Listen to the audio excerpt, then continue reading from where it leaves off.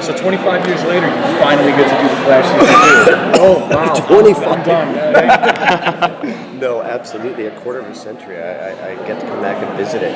And I get to come back and see a young man. And then you'll start. You know, at the beginning of last season, they said, what do you hope for this show? I said, we had the critical success 25 years ago. What I hope is that Grant, walking into a world in which comic books have exploded mainstream, can have the popular success that we just missed, you know, and it's wonderful to see him having it.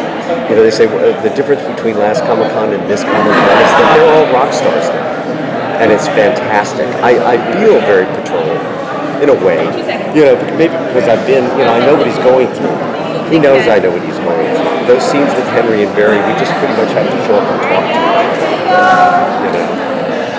A number of actors from the original Flash series have shown up on the new show. Is there anyone you would like to work with or anyone you would like to see on the show who hasn't been on yet?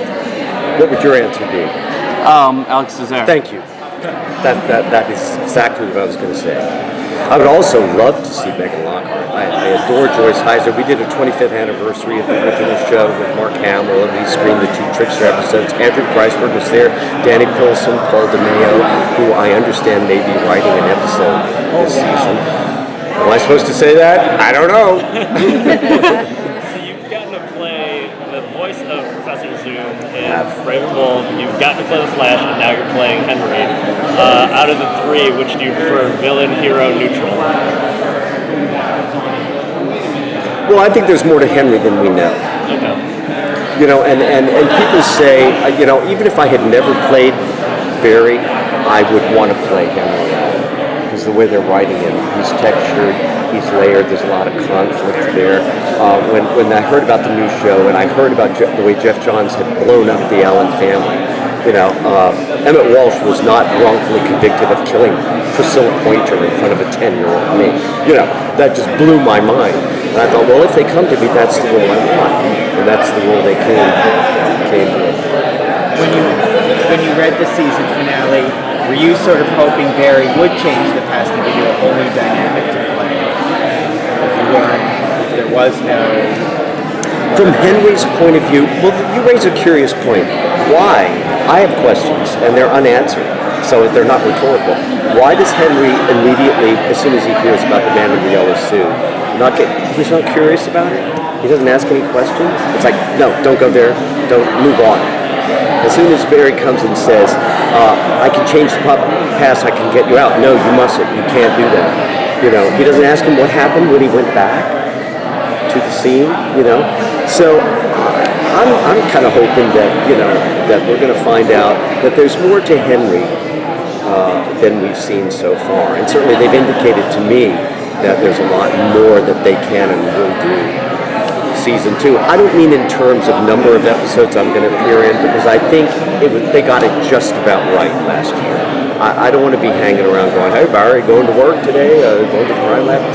But the way they've used me has been so respectful and meaningful to bring me in at peak emotional moments in the episode when Barry needs to crumble, when he needs to let his guard down. He comes to his dad.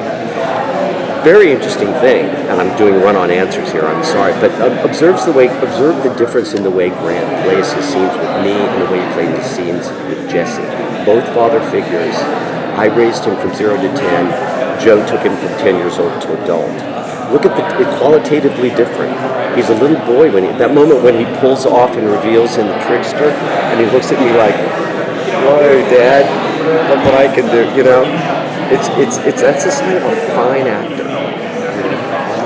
Can you talk about where your character picks up at the beginning of season 2 after? In jail. Like, what's his state of mind with everything that has happened? Does he know?